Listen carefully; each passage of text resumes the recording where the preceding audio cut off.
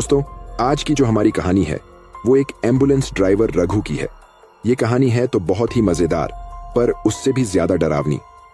तो इस कहानी को मैं आपको सुनाऊं उससे पहले आप अपना नाम और एड्रेस कमेंट कर दीजिए। साथ ही अगर आप पहली बार हमारे चैनल पर आए हैं तो चैनल को अभी सब्सक्राइब कर लीजिए। ऐसा करने से हमारे और आपके बीच नजदीकियां बढ़ जाएंगी और हमारी आने वाली वीडियो आप तक आसानी से पहुंच जाएगी। तो अब ये कहानी मैं शुरू करता हूं। मेरा नाम रघु है और मैं एक एम्बुलेंस ड्राइवर हूं। मेरी जिंदगी का हर दिन अलग होता है। कभी मैं किसी माँ को उसके नवजात बच्चे के साथ अस्पताल ले जाता हूं, तो कभी किसी घायल इंसान को बचाने के लिए ट्रैफिक से जूझता हूं। लेकिन कुछ रातें ऐसी होती हैं जो जिंदगी भर हमारे साथ रहती हैं।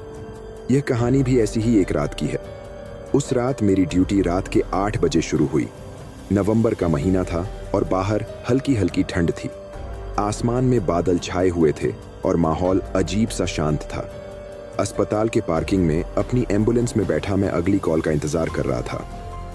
घड़ी की सुई धीरे धीरे आगे बढ़ रही थी। रात के करीब 10 बज चुके थे जब मेरे वॉकी टॉकी से एक तेज आवाज आई। रघु, एक केस आया है। गांव के पास से एक मरीज को लाने जाना है। लोकेशन भेज रहा हूं। मैंने गाड़ी स्टार्ट की और लोकेशन ट्रैक करना शुरू किया। यह गांव शहर से लगभग 20 किलोमीटर दूर था। रास्ता कच्चा और सुनसान था। जैसे जैसे मैं गांव की ओर बढ़ रहा था, अंधेरा घना होता जा रहा था। सड़क के दोनों ओर सिर्फ घने पेड़ थे। दूर दूर तक कोई बत्ती नहीं जल रही थी। गांव पहुंचने से कुछ किलोमीटर पहले मेरी गाड़ी अचानक झटका खाकर रुक गई।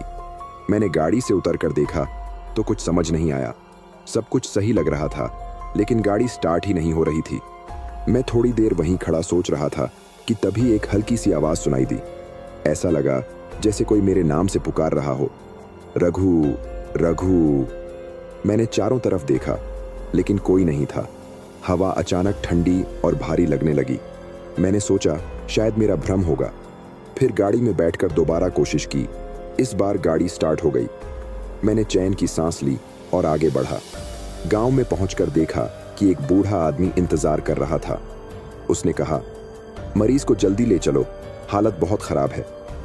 मैंने स्ट्रेचर निकाला और उस बूढ़े के साथ घर की ओर चल दिया। घर बेहद पुराना और जर्जर था। अंदर घुसते ही मुझे एक अजीब सी गंध आई, जैसे बहुत पुरानी लकड़ी या नमी की। वहां एक महिला जमीन पर पड़ी थी। उसका चेहरा पीला और शरीर ठंडा था। ऐसा लग रहा था कि उसकी सांसें कभी भी थम सकती हैं।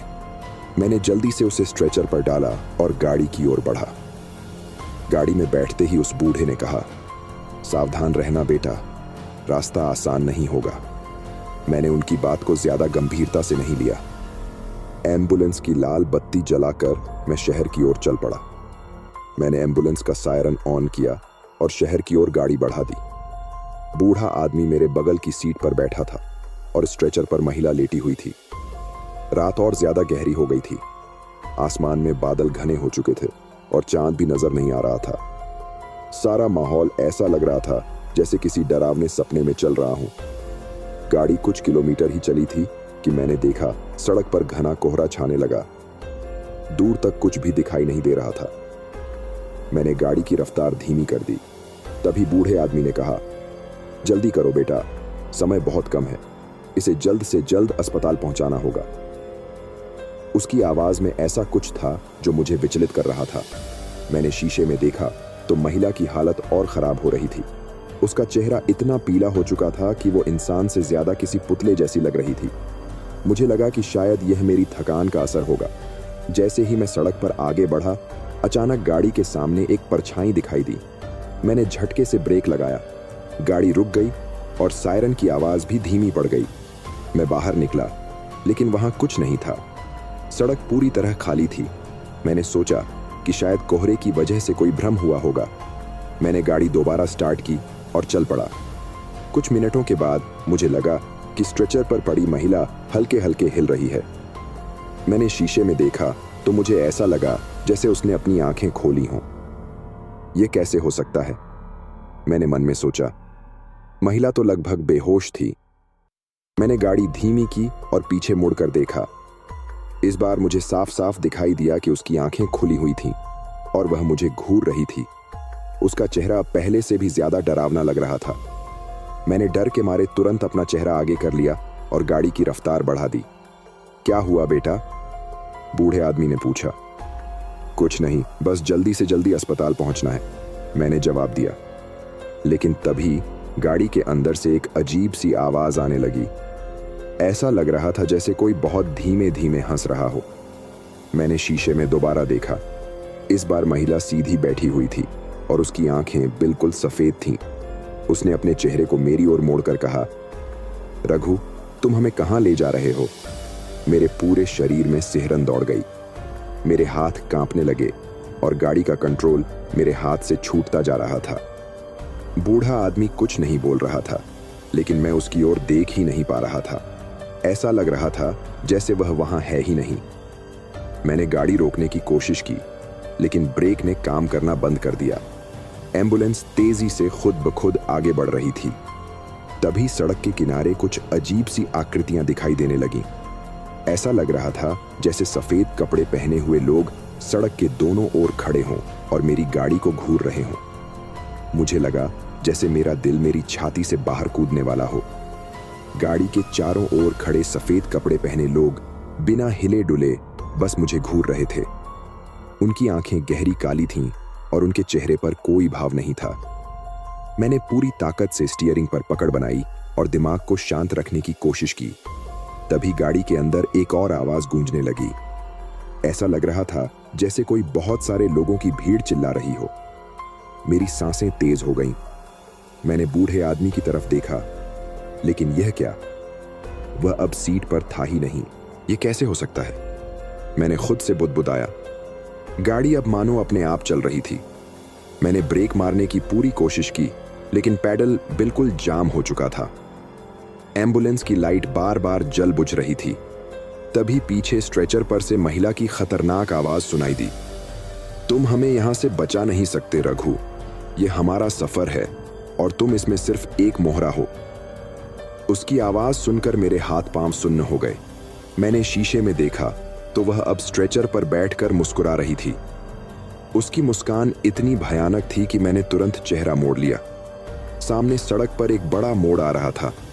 मैंने गाड़ी मोड़ने की कोशिश की, लेकिन स्टीयरिंग जाम हो गया। मुझे लगा कि अब मेरा अंत निश्चित है। तभी एक जोरदार धमाके की आवाज आई और गाड़ी अचानक रुक गई। सब कुछ शांत हो गया। मैंने धीरे धीरे अपनी आंखें खोलीं। गाड़ी अब सड़क के किनारे खड़ी थी। सायरन बंद हो चुका था और अंदर अजीब सा सन्नाटा था। मैंने हिम्मत करके पीछे देखा तो स्ट्रेचर खाली था। महिला कहीं भी नहीं थी। बूढ़ा आदमी भी गायब था। मेरे माथे पर पसीना था और हाथ कांप रहे थे। मैंने तुरंत गाड़ी से बाहर निकलने की कोशिश की, लेकिन गाड़ी का दरवाजा जाम हो गया था। तभी मेरे वॉकी टॉकी से आवाज आई, रघु, तुम्हें क्या हुआ? लोकेशन पर क्यों नहीं पहुंचे?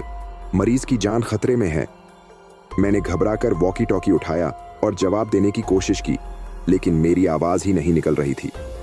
तभी मुझे महसूस हुआ कि गाड़ी के बाहर कोई खड़ा है। मैंने शीशे से झांक कर देखा। वह वही महिला थी।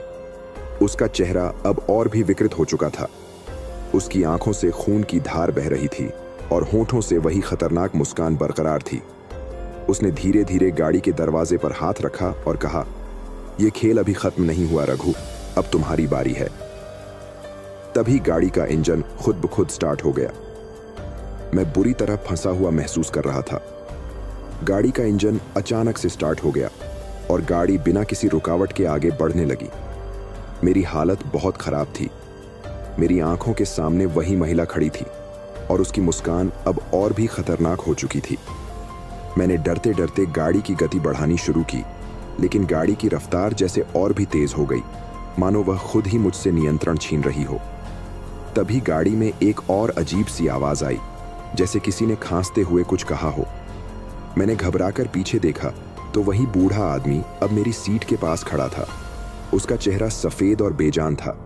उसकी आंखों में एक घना अंधेरा था और वह मेरी तरफ घूर रहा था।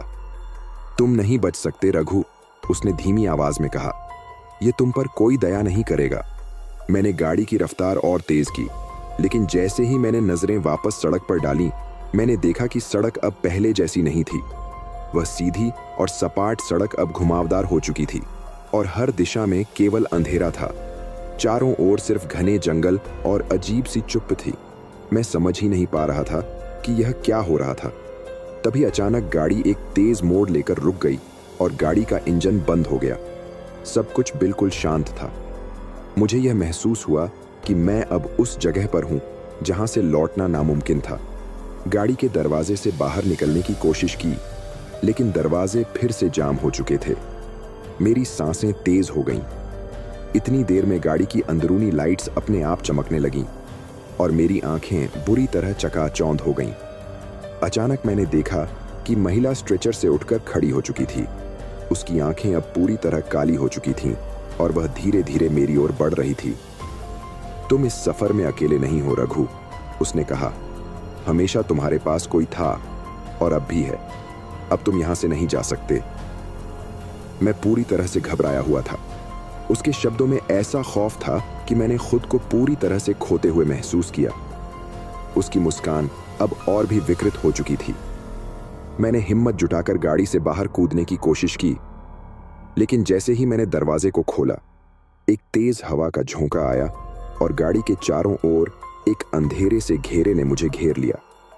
अब मैं उस अंधेरे में पूरी तरह से फंसा हुआ था। मैंने हाथ पांव मारने की कोशिश की, लेकिन गाड़ी की चमकदार लाइट्स के अंदर घेरा और भी कड़ा हो गया। अंधेरे का घेरा जैसे जैसे मुझ पर कड़ा हो रहा था, मुझे महसूस हुआ कि मेरी सांसें तेज हो गई थीं। गाड़ी के अंदर सब कुछ घुटन भरा लग रहा था। मैं चिल्लाना चाहता था, लेकिन मेरी आवाज जैसे गले में ही अटक गई थी। तभी गाड़ी के चारों ओर से धीमी धीमी सरसराहट की आवाजें आने लगीं। ऐसा लग रहा था जैसे कोई फुसफुसा रहा हो। रघु, वापस मत देखो, आगे बढ़ो। ये आवाजें गूंज रही थीं। मेरा डर अब हद से पार हो चुका था। मैंने गाड़ी के दरवाजे को पूरी ताकत से धक्का दिया और बाहर निकलने की कोशिश की। जैसे ही दरवाजा खुला, मैं नीचे गिर गया। मैंने उठकर चारों ओर देखा। अब मैं सड़क पर नहीं था, मैं किसी अजीब सी जगह पर खड़ा था। चारों ओर सिर्फ धुंध थी और जमीन पर सूखे पत्ते बिखरे हुए थे। हर तरफ अजीब सी खामोशी थी।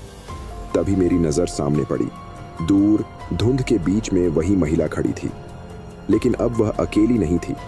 उसके साथ कई और आकृतियां थीं। सफेद कपड़ों में लिपटी वे आकृतियां मेरे पास आने लगीं। उनकी चाल धीमी थी, लेकिन उनकी आंखों में वही गहरी काली छाया थी। मैंने पीछे हटने की कोशिश की, लेकिन मेरे पैर जैसे जमीन में जमे हुए थे। तभी महिला की आवाज गूंज उठी, रघु, तुम भाग नहीं सकते। तुमने उस रात जो किया था, उसका अंजाम यही है।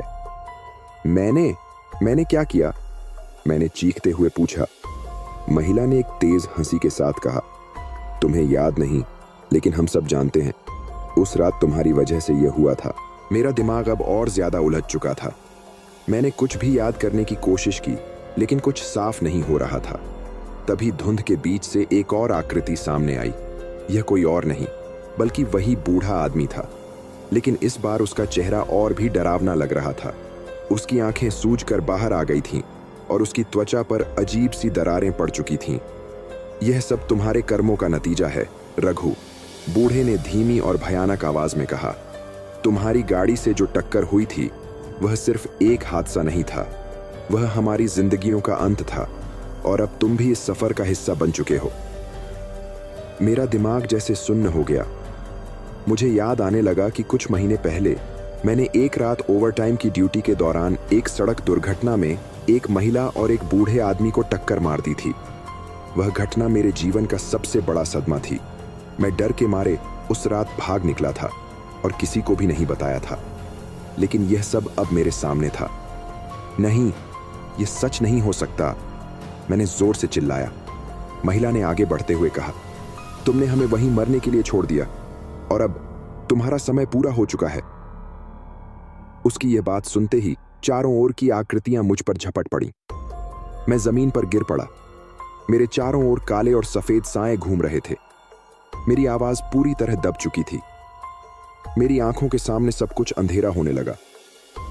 जब मेरी आंखों के सामने सब कुछ अंधेरा छाने लगा, तो मुझे लगा कि अब सब कुछ खत्म हो गया। लेकिन तभी एक तेज झटका महसूस हुआ और मैंने खुद को गाड़ी के अंदर पाया। एम्बुलेंस फिर से चालू थी और सड़क पर दौड़ रही थी। लेकिन यह सड़क वही नहीं थी। यह सड़क सीधी और अनजान थी, जिसके दोनों ओर घने जंगल थे। मेरे दिमाग में सब कुछ घूमने लगा। क्या वह सब एक सपना था? मैंने खुद से पूछा। लेकिन मेरे हाथ अब भी कांप रहे थे और गाड़ी के अंदर का माहौल अजीब सा भारी लग रहा था। मैंने धीरे धीरे रियर व्यू मिरर में देखा तो पाया कि स्ट्रेचर फिर से खाली था। महिला और बूढ़ा आदमी दोनों गायब थे। मैंने राहत की सांस ली। शायद यह मेरी थकान का नतीजा था। मैंने खुद को समझाने की कोशिश की, लेकिन राहत ज्यादा देर तक टिक नहीं पाई। गाड़ी के डैशबोर्ड पर अचानक कुछ अजीब सा लिखा हुआ दिखाई दिया।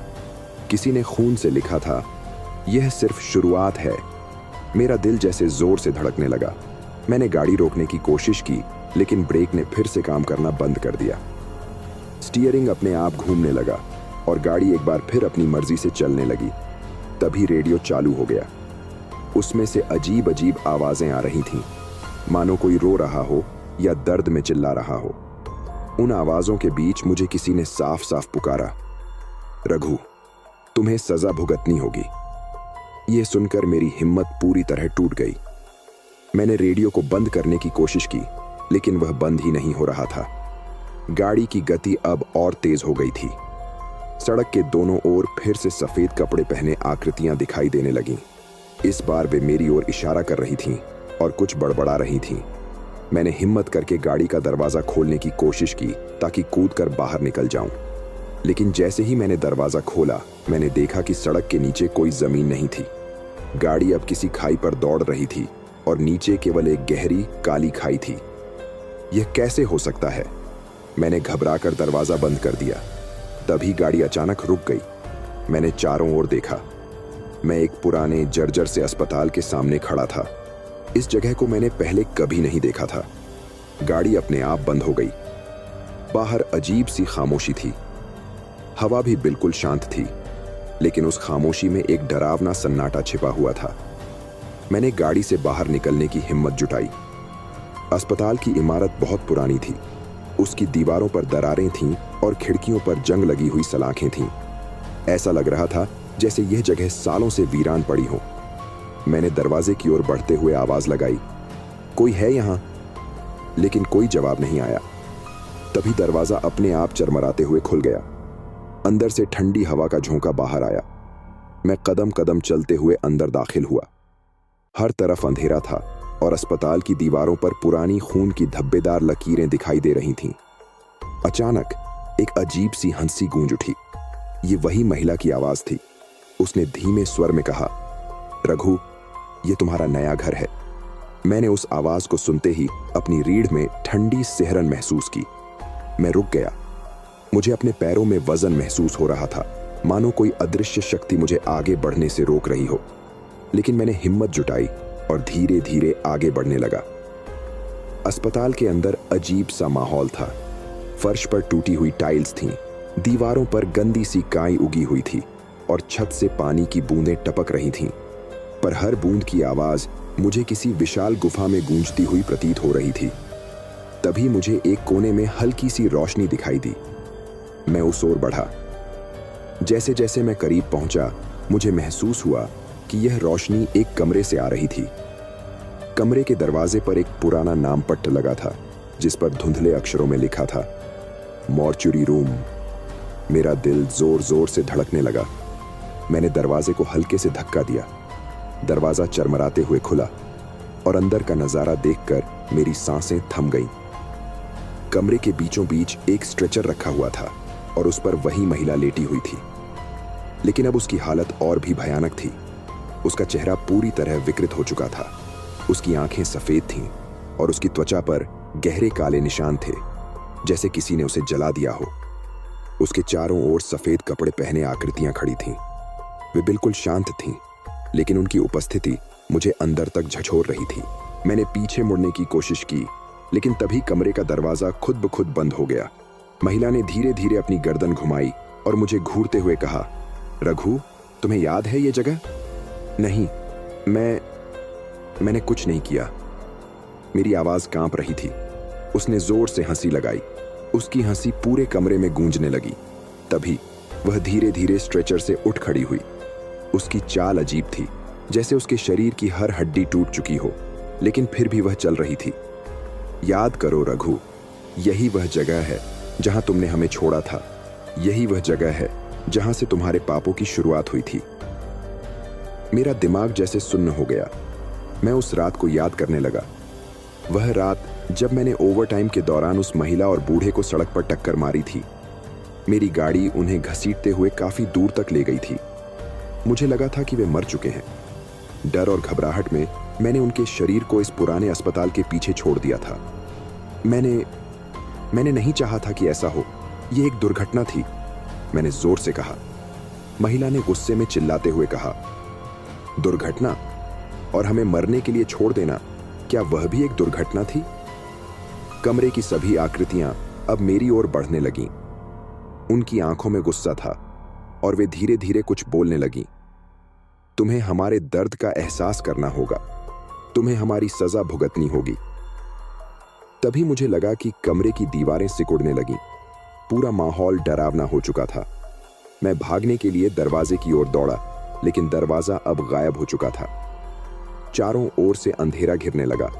अचानक महिला ने मेरी ओर इशारा किया और कहा, अब तुम्हें वही सहना होगा जो हमने सहा। तुम बच नहीं सकते। कमरे के कोने से तेज आवाज के साथ एक और स्ट्रेचर बाहर आया। उस पर कोई और नहीं बल्कि मैं खुद लेटा हुआ था। मेरा चेहरा मृत जैसा था और मेरी आंखें बंद थीं। मेरे शरीर पर खून के निशान थे। मैं चौंक गया। यह कैसे हो सकता है? महिला ने कहा, यह तुम्हारा अंत है रघु, यह तुम्हारी आत्मा है। अब तुम्हारा शरीर और आत्मा हमारे साथ जुड़ चुके हैं। चारों ओर के साए मुझ पर टूट पड़े। मैंने चिल्लाने की कोशिश की, लेकिन मेरी आवाज पूरी तरह दब गई। कमरे की दीवारें मुझ पर गिरने लगीं। मेरी आंखों के सामने सब कुछ धुंधला होने लगा। कमरे की दीवारें धीरे धीरे सिमट कर मेरे करीब आ रही थीं। मैं घुटन महसूस कर रहा था। चारों ओर अंधेरे से घिरा हुआ मैंने खुद को पूरी तरह से बेबस पाया। महिला और बाकी आकृतियां मेरे चारों ओर मंडरा रही थीं। उनके चेहरे पर वही भयानक मुस्कान थी। यह तुम्हारा अंत नहीं बल्कि तुम्हारा नया आरंभ है रघु, महिला ने गूंजती हुई आवाज में कहा। तुम्हें अब हमारे बीच रहना होगा। मैंने आखिरी बार पूरी ताकत से चिल्लाने की कोशिश की, लेकिन मेरी आवाज जैसे किसी ने छीन ली हो।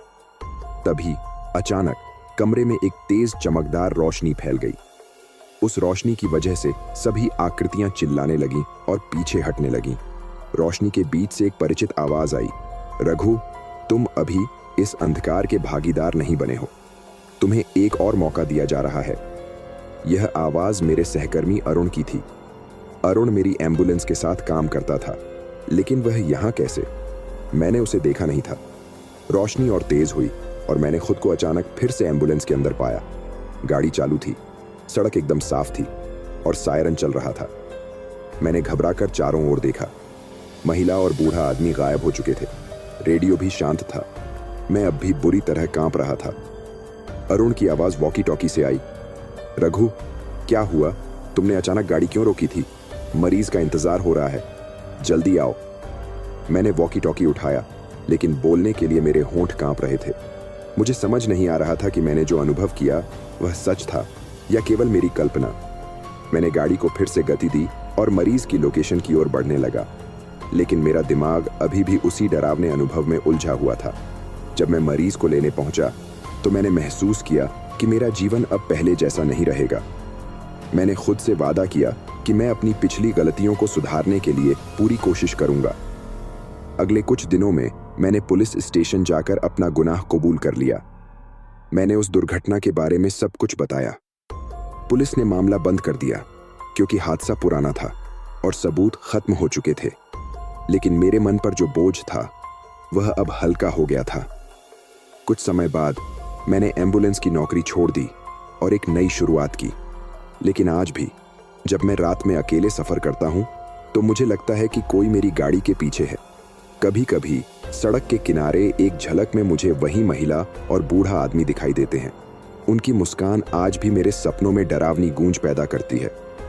रघु ने अपनी गलती का प्रायश्चित किया, लेकिन उसका सामना जो अलौकिक अनुभव से हुआ उसने उसकी जिंदगी को हमेशा के लिए बदल दिया। शायद कुछ कर्म ऐसे होते हैं जिनकी सजा जीवन भर हमें डर के रूप में मिलती है। सीख: गलती करना इंसान का स्वभाव है, लेकिन उसे छिपाने की बजाय स्वीकार करना और सुधारना ही सही राह है। जीवन एक मौका देता है, पर दूसरा मौका हमेशा नहीं मिलता।